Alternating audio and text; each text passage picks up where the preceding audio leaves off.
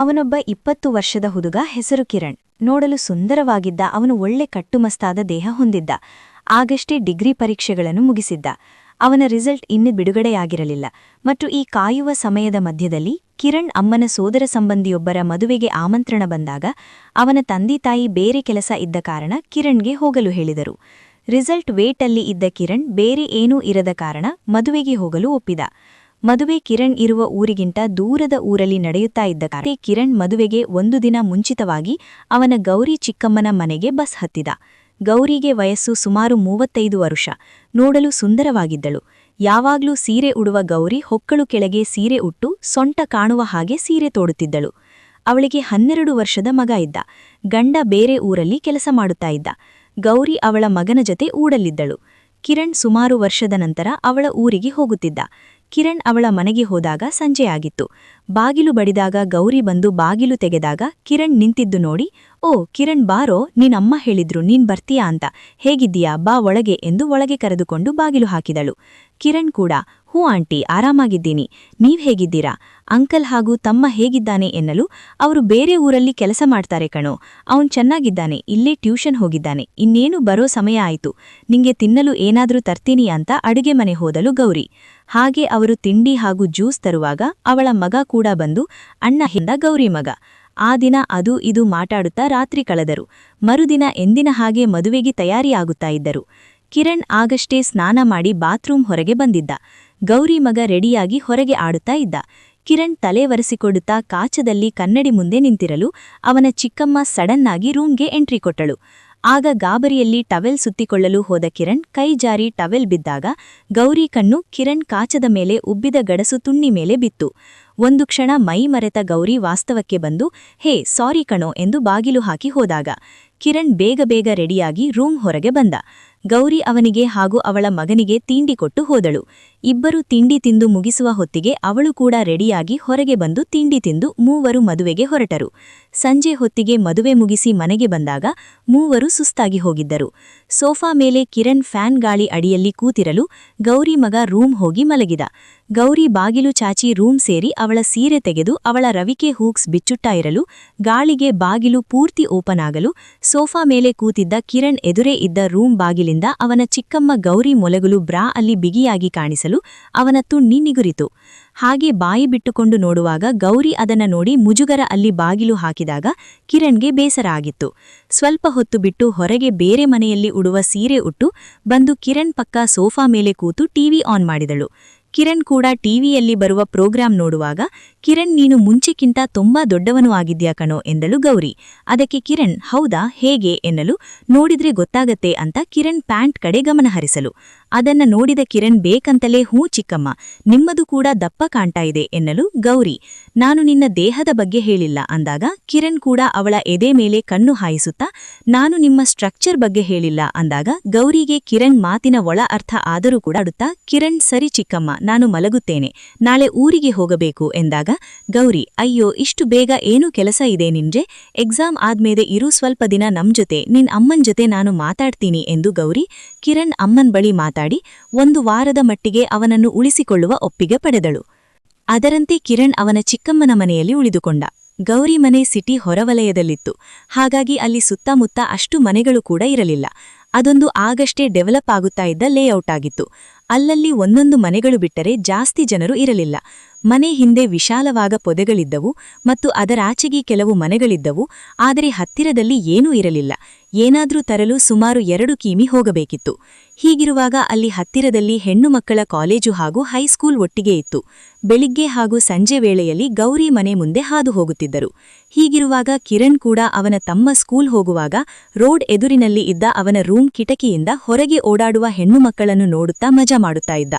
ಹೊರಗೆ ಓಡಾಡುವ ಹೆಣ್ಣು ಮಕ್ಕಳ ಹಿಂಡು ವಿವಿಧ ವಯಸ್ಸಿನ, ವಿವಿಧ ಗಾತ್ರ ಹಾಗೂ ದೇಹದ ಆಕಾರ ಹೊಂದಿದ್ದರು.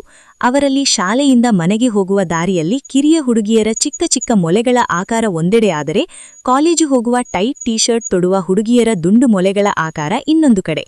ಹೀಗೆ ಕಿರಣ್ ಅವರನ್ನು ನೋಡುತ್ತಾ ಅವನ ತುಣ್ಣಿಗೆ ಸುಖಪಡಿಸುತ್ತಾ ಇದ್ದ. 2 ದಿನದ ನಂತರ ಮಧ್ಯಾಹ್ನ 3 ಗಂಟೆಗೆ ಅವನು ಕಿಟಕಿಯಿಂದ ಹುಡುಗಿಯರನ್ನು ನೋಡಿ ಜಟಕ ಹೊಡೆದುಕೊಳ್ಳಲು ಶಾಂಪೂ ಅವಶ್ಯಕತೆ ಇದ್ದ ಕಾರಣ ಅದನ್ನು ಹುಡುಕಲು ಬಾತ್ರೂಂ ಕಡೆಗೆ ಧಾವಿಸಿದ. ಅದನ್ನು ತೆಗೆದುಕೊಂಡು ಹಿಂತಿರುಗುತ್ತಿದ್ದಾಗ ಅವನ ಚಿಕ್ಕಮ್ಮ ಕಾಚಾ ಮತ್ತು ಬ್ರಾ ಹಗ್ಗದಲ್ಲಿ ನೇತಾಡುತ್ತಿರುವುದನ್ನು ನೋಡಿದ. ಅದನ್ನು ನೋಡಿ ಆಸೆಯಿಂದ ಒಂದು ಜೋಡಿಯನ್ನು ತೆಗೆದುಕೊಂಡು ಕೋಣೆಗೆ ಹಿಂತಿರುಗಿದ. ಕಿಟಕಿಯಿಂದ ಹುಡುಗಿಯರನ್ನು ನೋಡಿ ಅವನ ತುಣ್ಣಿಗೆ ಶಾಂಪೂ ಹಚ್ಚಿ ಆಡಿಸಲು ಪ್ರಾರಂಭಿಸಿದ. ಗೌರಿಯ ಕಾಚದಲ್ಲಿ ಅವನ ದೊಡ್ಡ ತುಣ್ಣಿಯನ್ನು ಮುಚ್ಚಿ ಆಡಿಸುತ್ತಿದ್ದರೆ ಮೂಗಿನ ಬಳಿ ಅವಳ ಬ್ರಾ ಹಿಡಿದು ವಾಸನೆ ನೋಡುತ್ತಾ ಹೊರಗೆ ಓಡಾಡುವ ಹೆಣ್ಣುಮಕ್ಕಳ ದೇಹದ ಭಾಗಗಳು ನೋಡಿ ಉದ್ರೇಕದಲ್ಲಿ ಜಟಕ ಹೊಡೆದುಕೊಳ್ಳುತ್ತಾ ಇದ್ದ. ಹಾಗೆ ಮಾಡುತ್ತಾ 1-2 ಬಾರಿ ಅವನ ಚಿಕ್ಕಮ್ಮ ಕಾಚಾ ಬ್ರಾ ಅಲ್ಲಿ ಅವನ ಕಾಮದ ರಸ ಸುಳಿಸಿ ಗಲೀಜು ಮಾಡಿದ. ನಂತರ ಅದನ್ನು ಅವನ ಒಗೆಯುವ ಬಟ್ಟೆ ಜೊತೆಯಲ್ಲಿ ಮುಚ್ಚಿಟ್ಟ. ಸ್ವಲ್ಪ ಸಮಯದ ನಂತರ ಗೌರಿ ರೂಮ್ ಕ್ಲೀನ್ ಮಾಡಲು ಬಂದಾಗ ರೂಮ್ ತುಂಬಾ ಗಲೀಜು ಹಾಗೂ ಬಟ್ಟೆಗಳು ಅಲ್ಲಲ್ಲಿ ಬಿದ್ದಿದ್ದು ನೋಡಿ, ಹೇ ಏನೋ ಕಿರಣ್, ರೂಮ್ ಕ್ಲೀನ್ ಮಾಡಿಟ್ಕೊಳ್ಳೋ, ಯಾವಾಗ್ಲೂ ಫೋನಲ್ಲೇ ಇರ್ತೀಯಾ ಎಂದು ಹೇಳಿದಾಗ ಕಿರಣ್, ಸಾರಿ ಚಿಕ್ಕಮ್ಮ, ಕ್ಲೀನ್ ಮಾಡ್ತೀನಿ ಎಂದು ಇದ್ದ ಬಟ್ಟೆಯನ್ನು ಎತ್ತಿ ಇಡುವ ಭರದಲ್ಲಿ ಅವನು ಸುಳಿಸಿದ ರಸ ಗೌರಿಯ ಕಾಚಾ ಹಾಗೂ ಬ್ರಾ ಕೆಳಗೆ ಬಿದ್ದವು.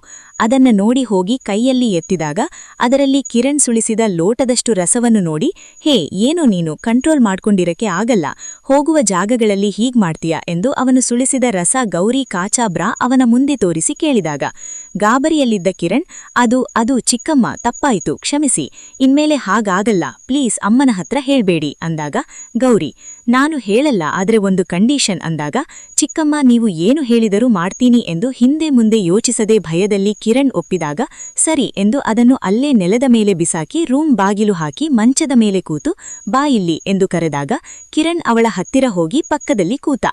ಅದಕ್ಕೆ ಗೌರಿ, ಯಾರಾದ್ರೂ ಜೊತೆ ಸೆಕ್ಸ್ ಮಾಡಿದ್ಯಾ ಎಂದು ಕೇಳಲು ಕಿರಣ್ ಹೂ ಇಲ್ಲ ಎಂದು ತಲೆ ಆಡಿಸಿದ. ಅದಕ್ಕೆ ಇವೆಲ್ಲ ಹೇಗೆ ಕಲಿತೆ ಎಂದು ಕೇಳಲು ಮೊಬೈಲ್ ನೋಡಿ ಎಂದು ಉತ್ತರ ನೀಡಿದ ಕಿರಣ್. ಗಲ್ಲಾ ಹಿಡಿದು ಗೌರಿ, ಭಯಪಡಬೇಡ, ನಿನ್ನ ವಯಸ್ಸಿಗೆ ಇದು ಕಾಮನ್, ನಿನ್ನ ಅಮ್ಮನಿಗೆ ಇದು ಹೇಳಲ್ಲ ಬಿಡು ಎಂದಾಗ ಕಿರಣ್ ನೆಮ್ಮದಿ ನಿಟ್ಟುಸಿರು ಬಿಟ್ಟ. ಆಗ ಗೌರಿ ಅವನ ಕೈ ಹಿಡಿದು ತನ್ನ ಸೀರೆ ಜಾರಿಸಿ ರವಿಕೆ ಮೇಲೆಯೇ ಮೊಲೆ ಮೇಲೆ ಇಟ್ಟುಕೊಂಡು ತಾನೇ ಒತ್ತಿಕೊಂಡಳು. ಆಗ ಕಿರಣ್ ಕೈ ನಡುಗುತ್ತಾ ಇರಲು, ಹೇ ಯಾಕೋ ನಡುಗ್ತಾ ಇದ್ದೀಯಾ ಎನ್ನಲು ಅವನು ಮುಂದುವರೆದು ಅವಳ ಕುತ್ತಿಗೆ ಕೈ ಹಾಕಿ ತುಟಿಗೆ ತುಟಿ ಸೇರಿಸಿ ಕಿಸ್ ಕೊಡಲು ಶುರು ಮಾಡಿದ. ಕಿರಣ್ಗೆ ಅದು ಮೊದಲ ಮುತ್ತಾಗಿತ್ತು. ಅವನ ಆತುರ ನೋಡಿ ನಗುತ್ತಾ ಅವನನ್ನು ತಬ್ಬಿ ಬೆನ್ನು ಸವರುತ್ತಾ ಅವಳು ಕಿಸ್ಗೆ ಸಹಕರಿಸಿದಾಗ ಇಬ್ಬರೂ ಒಬ್ಬರನ್ನೊಬ್ಬರು ತಬ್ಬಿ ಸುಮಾರು 5 ನಿಮಿಷ ಒಬ್ಬರ ತುಟಿ ಒಬ್ಬರು ಚೀಪುತ್ತಾ ನಾಲಿಗೆಯನ್ನು ಆಡಿಸುತ್ತಾ ಇದ್ದರು. ಇಬ್ಬರ ಉಸಿರಾಟ ಜೋರಾಗಿತ್ತು. ಕಿರಣ್ಗೆ ಮೊದಲ ಅನುಭವ, ಗೌರಿಗೆ ಸುಮಾರು ದಿನಗಳಿಂದ ಸಿಗದ ಸುಖ, ಎರಡೂ ಒಟ್ಟಾಗಿ ಇಬ್ಬರಲ್ಲಿ ಕಾಮದ ಆಸೆ ಹೆಚ್ಚಾಗಿತ್ತು. ನಂತರ ಅವನ ಚಿಕ್ಕಮ್ಮನ ತುಟಿ ಬಿಟ್ಟ ಕಿರಣ್ ಜೋರಾಗಿ ಉಸಿರು ಬಿಡುತ್ತಾ ಅವಳ ರವಿಕೆ ಹೂಕ್ಸ್ ಆತುರದಲ್ಲಿ ಬಿಚ್ಚುವುದು ನೋಡಿ ಕೈ ಹಾಸಿಗೆ ಮೇಲೆ ಊರಿ ಅವನ ಆತುರ ನೋಡುತ್ತಾ ಇದ್ದಳು ಗೌರಿ. ಕಿರಣ್ ಅರ್ಜೆಂಟಲ್ಲಿ ಅವಳ ರವಿಕೆ ಹೂಕ್ಸ್ ಒಂದೊಂದೇ ಬಿಚ್ಚಿ ತೆಗೆಯಲು ಅವಳ ಎದೆ ಉಸಿರಾಟಕ್ಕೆ ಮೇಲೆ ಕೆಳಗೆ ಆಡುತ್ತಿದ್ದವು. ಅವನು ಅವಳ ರವಿಕೆ ಕೊನೆ ಹೂಕ್ಸ್ ಬಿಚ್ಚಿ ಸರಿಸಲು ಅವಳ ಬಿಳಿ ಬ್ರಾ ಒಳಗೆ ಅವಳ ದಪ್ಪ ಮೊಲೆಗಳು ಬಂಧಿಯಾಗಿ ಅವನ ಕಣ್ಣುಗೆ ಅವಳ ಬ್ರಾ ಮೇಲೆ ಮಾಡಿ ಮೊಲೆ ಹೊರಗೆ ತೆಗೆದು ಜೊಲ್ಲು ಸುಳಿಸುತ್ತಾ ಒಂದನ್ನು ಬಾಯಿಗೆ ಹಾಕಿಕೊಂಡು ಇನ್ನೊಂದು ಹಿಸುಕ್ಕಿ ಚೀಪಲು ಶುರು ಮಾಡಿದ ಕಿರಣ್. ನಿಧಾನ ಕಣೋ ಎನ್ನುತ್ತಾ ಅವಳ ತಲೆ ಸವರುತ್ತಾ ನರಳಿದಳು ಗೌರಿ. ನಂತರ ಗೌರಿ ಎದ್ದು ಬಂದು ಅವನ ಮುಂದೆ ಮಂಡಿ ಊರಿ ಕುಳಿತು ಅವನ ಪ್ಯಾಂಟ್ ಎಳೆಯಲು. ಕಿರಣ್ ತುಣ್ಣಿ ಆಗಲೇ ನಿಗುರಿ ಗಟ್ಟಿಯಾಗಿತ್ತು. ಅದನ್ನ ನೋಡಿ ಕೈಯಲ್ಲಿ ಹಿಡಿದು ಆಡಿಸುತ್ತಾ ಎಳೆಯಲು ಗೌರಿ ಅವಳ ಬಾಯಿ ತೆರೆದು ಒಳಗೆ ಹಾಕಿಕೊಂಡು ಚೀಪಲು ಶುರು ಮಾಡಿದಳು. ಕಿರಣ್ಗೆ ಅದು ಮೊದಲ ಅನುಭವ. ಮೊಬೈಲಲ್ಲಿ ನೋಡಿದ್ದರೂ ಅವನ ತುಣ್ಣಿ ಅವನ ಚಿಕ್ಕಮ್ಮನ ಬಾಯಿ ಬಿಸಿಯಲ್ಲಿ ಇರುವಾಗ ಅವನು ಕಣ್ಣು ಮುಚ್ಚಿ ಸೊಂಟ ಆಡಿಸುತ್ತಾ ಅವಳ ಬಾಯಿ ಕೆಯ್ಯಲು ಶುರು ಮಾಡಿದ. ಗೌರಿ ಕಿರಣ್ ತುಣ್ಣಿಯನ್ನು 1-2 ನಿಮಿಷ ಹಾಗೆ ಚೀಪಿ ಪೂರ್ತಿ ಎಂಜಲಿನಿಂದ ಒದ್ದೆ ಮಾಡಿಸಿ ನೆಕ್ಕಿ ಕ್ಲೀನ್ ಮಾಡಿ ಎದ್ದು ಅವನನ್ನು ಹಾಸಿಗೆ ಮೇಲೆ ತಳ್ಳಿದಾಗ ಕಿರಣ್ ಹಾಸಿಗೆ ಮೇಲೆ ಅಂಗಾತ ಮಲಗಿದ. ಅವನ ತುಣ್ಣಿ ಆಕಾಶ ನೋಡ್ತಾ ಇತ್ತು. ಗೌರಿ ಎದ್ದು ಅವಳ ಲಂಗ ಕಾಚ ಎಲ್ಲ ಕಳಚಿ ಬೆತ್ತಲೆಯಾಗಿ ಅವನ ಮೇಲೆ ಬರುವಾಗ ಕಿರಣ್ಗೆ ಕಾಮದ ದೇವತೆ ತನ್ನ ಸುಖಪಡಿಸುವ ಹಾಗೆ ಕಾಣುತ್ತಾ ಇತ್ತು. ಗೌರಿ ಅವನ 2 ಬದಿ ಕಾಳು ಊರಿ ಅವನ ಸೊಂಟದ ಮೇಲೆ ಕೂತು ಅವನ ತುಣ್ಣಿಗೆ ಅವಳ ತುಳ್ಳಿನ ಸೀಳು ಉಜ್ಜುವುದು ನೋಡಿ ಕಿರಣ್ಗೆ ಕಾಮದ ಉದ್ರೇಕ ಹೆಚ್ಚಾಗಿತ್ತು. ಹಾಗೆ ಮಾಡುತ್ತಾ ಗೌರಿ ಅವಳ ಸೊಂಟ ಎತ್ತಿ ಅವನ ನಿಗುರಿದ ಗೂಟವನ್ನು ಅವಳ ತುಳ್ಳಿಗೆ ಸಿಕ್ಕಿಸಿ ಕೂತಾಗ ಅಬ್ಬಾ, ಯಾವುದೋ ಬಿಸಿ ಪೈಪ್ ಒಳಗೆ ಕಿರಣ್ ತುಣ್ಣಿ ಹೋದ ಅನುಭವ. ಗೌರಿ ಅವನ ಎದೆ ಮೇಲೆ ಕೈ ಊರಿ ಅವನ ನಿಪ್ಪಲ್ ಎಳೆಯಲು ಸೊಂಟ ಎತ್ತಿ ಕೆಯ್ಯುವ ವೇಳೆ ಅವಳ ಮೊಲೆಗಳು ಎಗರಿ ಬೀಳುತ್ತಿತ್ತು. ಕಿರಣ್ ಅವಳ ಮೊಲೆಗಳನ್ನು ಅದುಮುತ್ತಾ ಕೆಳಗಿಂದ ಅವನ ಸೊಂಟ ಎತ್ತಿ ಕೆಯ್ಯಲು ಗೌರಿಗೆ ಸುಖ ಮಿತಿಮೀರಿತು. ಹಾಗೆ ಆಸ್ ಒಫ್ ಹೂ ಉಫ್ ಹಾಗೆ ಆಸ್ ಎನ್ನುತ್ತಾ ಅವನ ತುಣ್ಣಿ ಮೇಲೆ ಹಾರುತ್ತಾ ಇದ್ದಳು. ಸುಮಾರು 5 ನಿಮಿಷಗಳ ಅದೇ ಪೊಸಿಷನ್ ಸೆಕ್ಸ್ ಮಾಡಿದ ಬಳಿಕ ಗೌರಿ ಕಿರಣ್ ಪಕ್ಕಕ್ಕೆ ಸರಿಯಲು ಕಿರಣ್ ಎದ್ದು ಅವಳ ಮೇಲೆ ಹೋದಾಗ ಅವನಿಗೆ ದಾರಿ ಮಾಡುವ ಹಾಗೆ ಕಾಲು ಅಗಲಿಸಿ ಕಿರಣ್ಣನ್ನು ತನ್ನ ಮೈ ಮೇಲೆ ಬಿಟ್ಟುಕೊಂಡಳು. ಇಬ್ಬರ ಮೈ ಬಿಸಿ ಏರಿತ್ತು. ಕಾಮಕ್ಕೆ ಬೆವರು ಹಣಿಗಳು ಮೆಲ್ಲನೆ ಸುರಿದಿತ್ತು.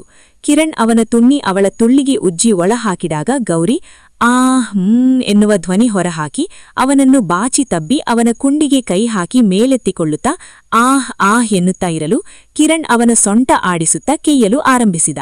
ಅವನ ಸೊಂಟದ ಆಟ ಜೋರಾಗಿ ಹೋಗಲು ಅವನ ತುಣ್ಣಿ ಅವಳ ತುಳ್ಳಿನ ಒಳಗೆ ಪಚ ಪಚ ಪಚ ಸದ್ದು ಬರುವಂತೆ ಮಾಡುತ್ತಿತ್ತು. ಇನ್ನೇನು ಅವಳ ಮಗ ಬರುವ ಸಮಯ ಆದ ಕಾರಣ ಅವಳು ಹೇ ಬೇಗ ಮಗ ಬರ್ತಾನೆ ಕಣೋ. ಕೇದು ಕೇದು ರಸ ಬಿಡೋ ಎನ್ನುತ್ತಾ ಇರಲು ಅದೇ ಪೊಸಿಷನಲ್ಲಿ ಸುಮಾರು 15 ನಿಮಿಷ ಸೆಕ್ಸ್ ಮಾಡಿದ ಮೇಲೆ ಕಿರಣ್ ಅವನ ರಸ ಗೌರಿ ಚಿಕ್ಕಮ್ಮನ ತುಲ್ಲಿನ ಆಳಕ್ಕೆ ಬಿಟ್ಟ. ಇಬ್ಬರೂ ಬೆತ್ತಲೆಯಾಗಿ ಬೆವರಿನಿಂದ ತೋಯ್ದು ಸುಸ್ತಾಗಿ ತಬ್ಬಿ ಮಲಗಿದ್ದರು. ನಂತರ ಎದ್ದು ಸ್ನಾನ ಮಾಡಿ ಇನ್ನೊಮ್ಮೆ ಲಿಪ್ ಕಿಸ್ ಮಾಡಿಕೊಂಡರು. ಕಿರಣ್ ಅಲ್ಲಿರುವ ತನಕ ಅವನ ಚಿಕ್ಕಮ್ಮನ ಕಾಮದಾಸೆ ತೀರಿಸಿ ಬಂದನು. Thank you all.